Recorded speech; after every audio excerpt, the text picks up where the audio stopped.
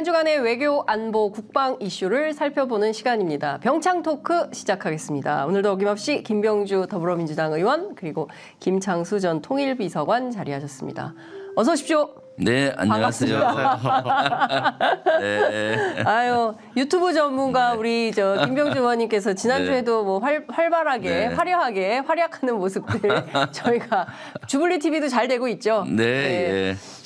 취재 편의점 네. 승승장구하고 있습니다. 아유, 아닙니다. 하여간 여러분 지금 이거 취재 편의점 오픈한 지 얼마 됐어요? 취재 편의점 정식 목표는 저희가 10월 16일 날 첫 방송을 했고요. 네. 그리고 그 전에 저희가 이제 그 있잖아요. 무슨 그 개점하면 이벤트 네. 같은 네. 걸로 뭐 무슨 바가지도 주고 막 휴지도 주고 그런 것처럼 네. 저희가 이제 선거를 목전에 두고 있어서 강서 3일장 컨셉으로 저희가 네. 강서 구청장 선거 올레를 했었죠. 네. 그리고 한참 한 일주일 정도 또 쉬었다가 그리고 이제 오픈한 거죠. 이제 한 달도 채 안 된 것 같은데 그 이제 한 달 돼가네요. 한 달 예. 12만 4천 오늘 아침 체크해 보니까 12만 4천 구독자던데. 저보다 더 열심히 생각하시죠. 김병주 의원님께서 뉴미디어의 달인이셔가지고 그러니까. 곧 20만 갈 것 같아요. 구독자 수가 이렇게 단기간에 빨리 늘어난 것도 대단한 일이지만은 네. 또 조회수가 엄청나게 높다고 그거를 아니, 또 깨알같이 지적해요. 제가 보기에는 그 저기 두 분의 기여와 공로가 엄청 크다. 아니 근데 지난번 진짜 저희가 단기간에 이 코너만으로 구독자가 5천 명인가 늘었다는 네, 것 같아요. 예. 그래서 이 엄청난 성과다. 예, 그래서 역시 주블리와 김창수.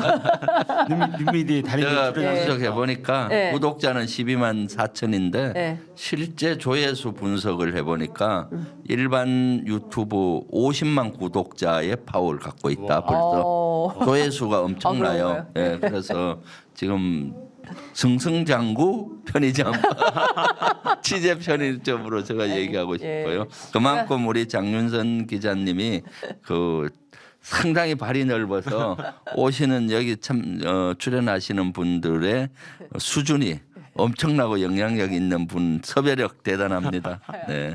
다음에는 여기 뒤에 그 편의점처럼 과자라도 좀 넣고 꺼내서 드시면서 할 수 있게 저희가 새로운 컨셉을 좀 준비를 해보겠습니다. 오늘 또 주블리 김병주와 동시에 하고 있습니다. 네, 동시 방송입니다. 주블리 김병주 방송 보시는 분 취재 편의점 장윤선의 취재 편의점 구독하고 시작하시죠.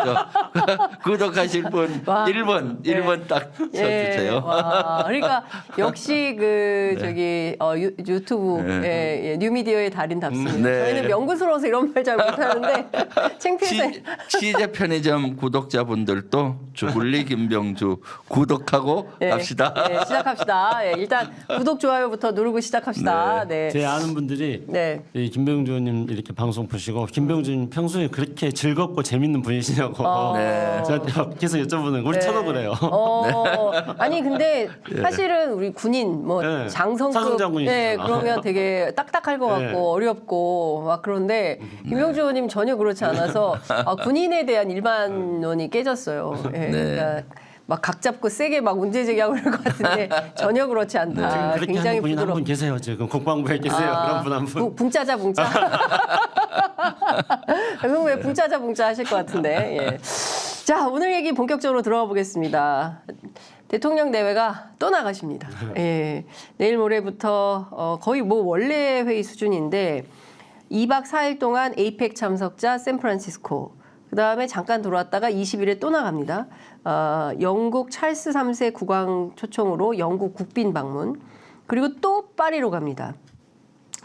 이제 막판 엑스포 홍보 때문에 그렇다는 거고요. 그다음에 12월에는 네덜란드 국왕 초청으로 암스테르담 헤이그도 방문합니다. 사실상 국내에 거의 없다.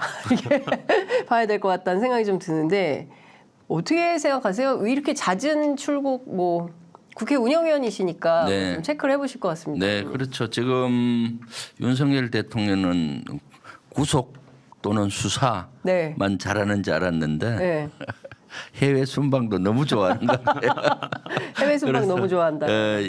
이준석 전 대표도 대구 감변단체 해외 순방, 대구 감변단체 맞아요. 해외 순방 이렇게 돌리고 있다라고 그러니까 새마을 운동을 얘기하는데 새마을 민생한다고 하면서 그렇게 세 군데를 다닌 거죠. 그래서 네. 심기 그런 경우 심기 보좌하는 거 아니냐.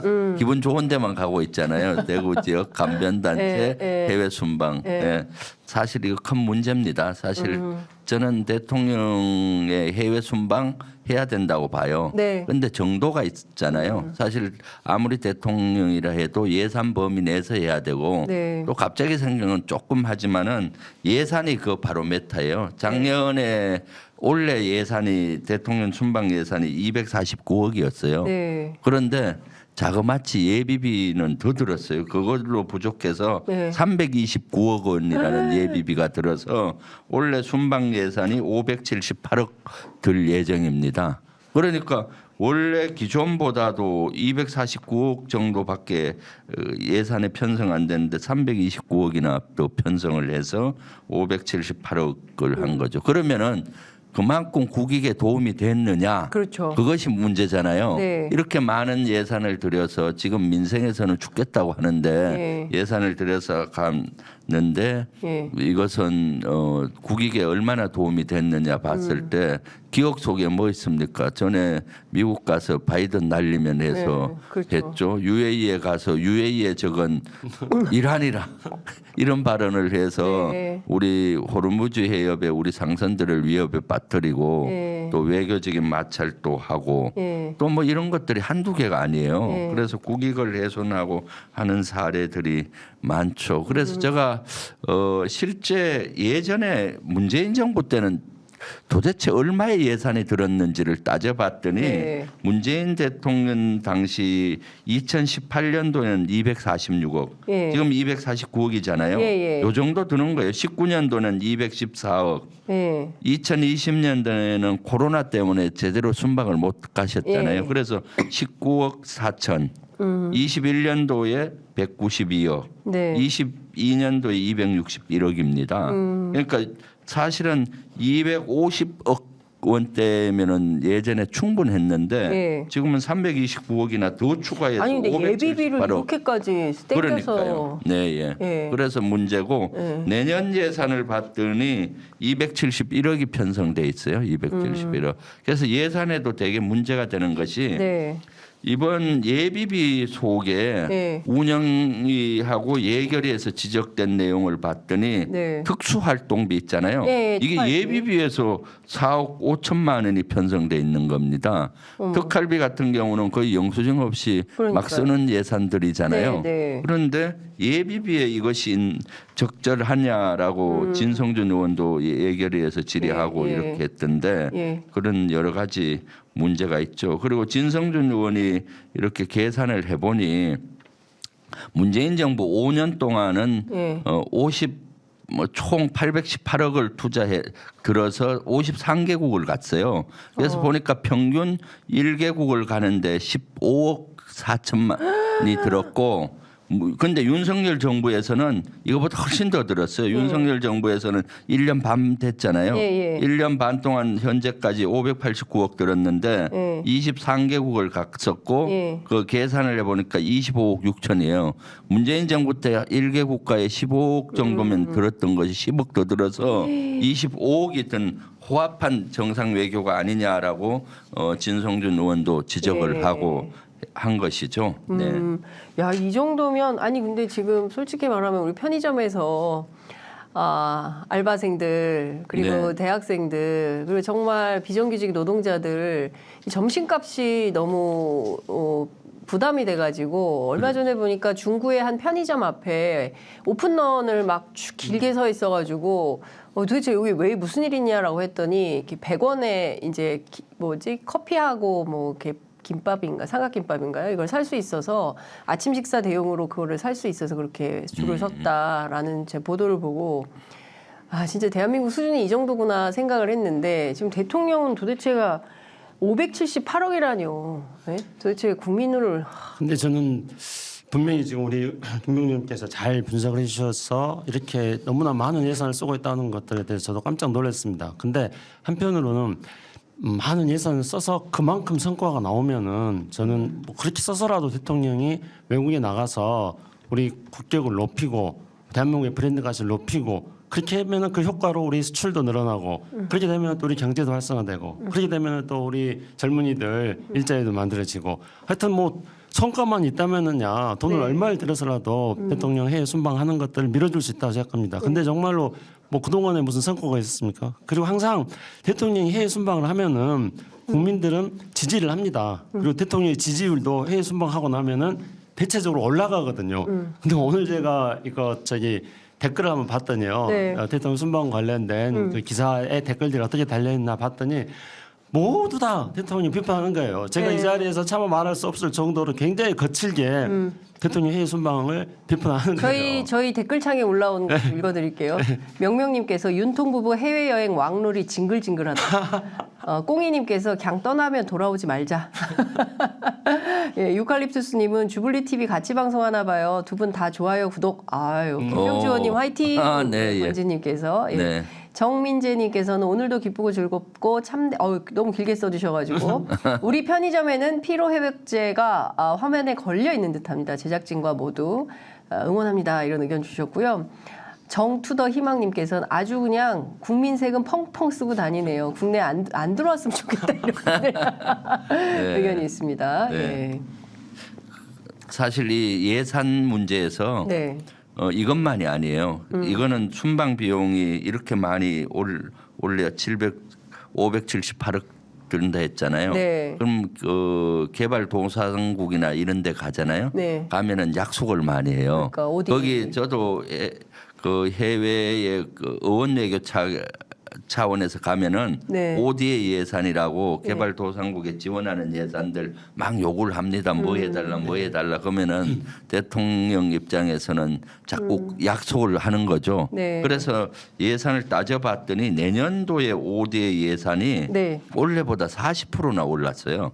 그런 6조 5천억 원을 편성하게 된 겁니다. 내년 예산이. 그러니까 지금 민생이 어렵고 물론 국격에 맞게 우리도 ODA 예산을 점진적으로 올려야 되는 건 맞아요. 네. 하지만은 지금은 우리가 경제가 얼마나 어렵고 민생이 얼마나 어렵습니까? 그런데 40%까지 올리는 거는 적절하지 않죠. 사실 뭐 물가 지수라든가 뭐 그런 네. 게 해서 올려도 10% 맥시멈 이내로 해야 되는데 해외 순방을 이렇게 하니까 자꾸 약속할 수밖에 없는 겁니다. 네. 뭐 해주겠다, 뭐 해주겠다 하니까 내년 예산을 올려야 되는 그런 문제가 생겨서 네. 하고 어떤 나라는 ODA 예산이 어떤 특정국 같은 데는 방문하고 나면은 엄청나게 오른다고 그래요. 90% 약속을 이상은, 많이 그러니까 예. 약속을 많이 하게 되니까요. 그래서 받는 나라도 지금 단순히 당황하겠다. 해외 순방이 문제가 아니라 예산이 이렇게 펑펑 쏘고 다니니까 예. 그럼 그만큼 이득이 나야 되는데 이득이 나지 않는 거죠. 예, 네, 국익 그러니까 차원에서. 진짜 좀. 예. 근데 제가 김창수 비서관님께 여쭈보고 싶은데 대통령 한번 출국할 때마다 문재인 정부도 15억 4천, 네. 윤석열 정부는 25억 6천 이렇게 큰 돈이 들어갑니까? 뭐 평범한 사람들 만져볼 수도 없는 돈인데. 우선은 뭐 항공비도 있고요. 네. 그리고 또 많은 사람들이 대통령이 해외 가실 때 많은 사람들이 다 그걸 공짜로 가요, 그 뜻받치기 사람들 위해서 돈 안 내고? 그렇죠. 공무원들이니까 다. 아, 예, 네, 그런 비용, 뭐 숙식 비용, 뭐 이런 비용에서 그 정도 제가 디테일하게 그 예산 내역들을 확인해 보지 않았습니다만은 대통령 정상회의에 수행하는 사람들의 면면을 고려해 볼 때 그 정도는 뭐 될 수 있을 거라고 생각합니다. 그렇구나. 아니, 저희 기자들은 순방 취재를 잘 못 가요. 그러니까 네, 부자 회사들은 그렇죠. 순방 네, 취재들 다 가거든요. 근데 네. 한 번 갔다 오면은 이제 그 방송사 같은 경우는 4인 1조인데 한 번 갔다 오면 뭐 한 1억 이상 드는 거죠. 네. 예, 그래서 못 가요. 그리고 이제 예컨대 이제 작은 인터넷 언론 같은 경우에는 뭐 엄두가 안 나죠. 예산상에 상당히 큰 부담이 돼서. 그래서 근데 기자들한테는 다 이렇게 받고. 네, 그렇죠. 예, 기자들은 회사에서 네, 예. 내게 되잖아요. 네, 지금. 그러니까, 하여튼 아까 사연이 뭐 1억 얼마 든다 그랬잖아요. 네, 네. 그럼 대통령 해외 순방할 때 한 200~300명 정도가 수행을 할 겁니다. 그 여러 가지 경호부터 시작해가지고 네, 의제에 네, 관련된 네. 준비라든가 실제로 그런 인력은 필요하고요. 그러니까 그런 기업인들은요? 기업인들도 참여하는데 네. 기업인들 비용요. 네. 그건 제가 정확하게 모르겠네요. 제가 알기로는 기업인들은 내고 탄다고 알고 네, 있습니다. 예. 예. 본인이 내는 걸로 내는 알고 걸로 알고 있는데, 있습니다. 네, 예. 하여튼 너무 순방 비용이 많이 드는데 거기에 따라서 얼마나 큰 성과가 있냐 이제 이게 핵심인데 MOU 체결을 굉장히 많이 하지만 그냥 약속인 거잖아요. 그렇죠. 특히 이제 중동 순방 같은 경우는 사인 엄청나게 많이 했는데 이게 요대로 될 거냐 사실 그것도 의문이거든요. 그럼요. 예. 그 진성준 의원이 예결위에서 질의하는 내용을 봤더니 네.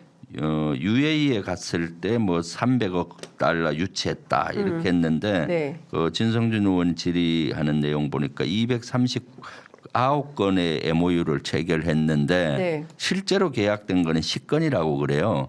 그래서 여기에 대해서 박진 장관한테 질의를 했는데 네. 박진 장관은 제대로 답변을 못 하더라고요. 그러니까 MOU 체결 249건 내서 300억 달러 뭐 이렇게 유치했다 하는데 예. 실질적으로 이렇게 실계약으로 가는 경우는 예, 10개. 10건이었으니까 네. 25분의 1이잖아요. 네. 그래서 실제 MOU만 체결을 했다고 되는 건 아니죠. 물론 요 수치는 검증이 좀 필요한 거라서 네. 진성준 의원이 박진 장관한테 질의를 했어요. 그래서 박진 장관은 그걸 확인해서 답변 주겠다 했는데 네. 이와 비슷한 것이죠. 그래서 지금 윤석열 정부에서는 해외 순방 갔다 와서 네. 과대 포장해서 이걸 우리 국민들에게 홍보하는 경향이 있어요. MOU 체결하면은 전부 다가 네. 실 계약이 되는 것처럼 오인을 하게 이렇게 얘기하잖아요. 네. 이번엔 몇 조 원대의 성과를 냈다. 그런데 그것이 실계약이 돼서 집행이 돼야 우리 국익과 관계가 되잖아요. 네. 그러니까 그런 것들을 정확히 체크해 볼 필요가 있는 것 같고요. 그 경제지들도 일조하는 것 같습니다. 뭐 하면은 막 순방 성과 막 이러면서 막 일면 머릿 기사로 막 엄청나게 계약을 한 거 온 것처럼 포장해주는 저는 이제 언론도 좀 자성과 성찰이 필요하지 않을까라는 생각이 좀 들어요. 근데 네. 계약이 성사 안 되면 좋은 것도 많이 있습니다. 예? 예? 그래요? 왜냐하면은 네. 이번에 대통령 윤석열 대통령 사우디에서 예. 네옴시티 하는데 우리가 참여하는 걸로 그렇게 또 MOU 체결하지 않았습니까? 네. 근데 지금 그 네옴시티라는 게 초현대식 미래 도시인데 맞아요. 우리가 어렸을 때부터 꿈꿔왔던 정말 그런 미래 도시입니다. 예. 그래서 탈석유 시대를 대비해 가지고 예. 사우디의 빈살만 그 총리 겸 왕세자가 정말 야심차게 추진하고 있는 건데요. 맞아요. 예. 그게 어디냐면은 이스라엘하고 붙어 있어요. 그러니까 이제 지금 이스라엘하고 팔레스타인 이 전쟁 와중에 그 네옴시티가 정상적으로 진행되기 굉장히 어려울 거 아닙니까? 네. 그럼 이 네옴시티는 어떻게 하냐면은 사우디 정부하고 수주를 하는 게 아니고 네. 거기 우리가 투자를 해가지고 수익을 우리가 찾아와야 되는 거예요. 그런 와. 방식이거든요. 과거에 우리가 중동에 진출했을 때하고는 계약 방식이 완전히 다른 겁니다.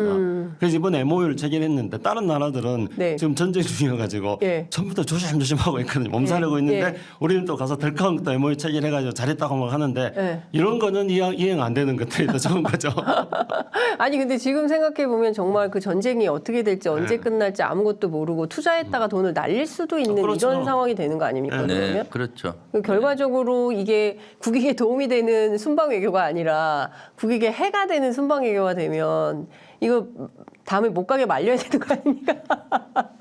진짜 제가 보기에는 이게 대통령이 얼마나 중요한지 또 한 번 진짜 뼈저리게 국민들께서 다 다시 공부하고 있다 이런 생각이 좀 듭니다. 근데 이번 사우디 순방길에 사기꾼이 탔다면서요. 저 이것도 깜짝 놀랐거든요. 그렇죠. 이게 가능합니까? 역대 정부에서 노무현 정부에도 계셔보시고 문재인 정부에도 계셨는데 네. 이게 아니 검증 안 해요? 누구 다 탓? 검증하죠. 네. 근데 뭐 지금 이 정부에서는 한두 번이 아니지 않습니까 이번에. 그렇기 때문에 이런 일이 발생하는 건 한마디로 네. 정부의 공식적인 검증 시스템 밖에서 네. 강력한 힘이 작동하고 있기 때문에 이런 일이 벌어진다고 밖에 볼 수 없습니다. 그러니까 검증을 쉽게 통과하거나 네. 그런 어떤 외부의 이 시스템에 따라서 검증이 통과를 좀 더 쉽게 하게 하는 외부의 힘이 작용하지 않으면은 이런 일들이 발생할 수가 없는 거죠.